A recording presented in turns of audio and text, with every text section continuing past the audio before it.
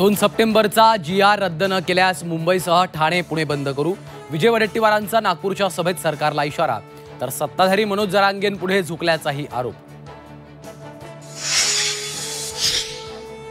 कोथरूड गोळीबार प्रकरणात सचिन घायवळवर मकोका, तर निलेश घायवळ प्रकरण गुन्हे शाखेकडे वर्ग।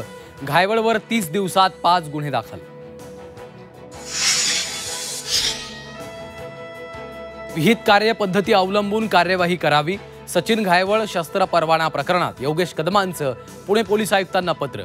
गृहराज्यमंत्र्यांच्या पत्राची प्रत झी 24 तासकडे। घायवळ शस्त्र परवाना वादानंतर योगेश कदमांनी घेतली एकनाथ शिंदेंची भेट। काही चुकीचं केलं नसेल तर घाबरायचं नाही, विरोधकांच्या टीकेला न जुमानता काम सुरू ठेवा, उपमुख्यमंत्र्यांचं आश्वासन। कोणाच्या भावना दुखावल्या असतात मी त्याबद्दल दिलगिरी व्यक्त करतो। कोणाच्या भावना दुखावल्या असतात मी त्याबद्दल दिलगिरी व्यक्त करतो। शेतकऱ्यांबाबतच्या वादग्रस्त वक्तव्यानंतर सहकार मंत्री बाबासाहेब पाटलांना उपरती। झी 24 तासच्या बातमीनंतर पाटलांनी मागितली माफी।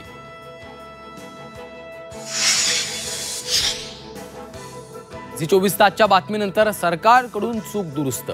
GR मध्ये अखेर नांदेड जिल्ह्याचाही समावेश। नुकसानग्रस्त बळीराजांना मिळणार मदत।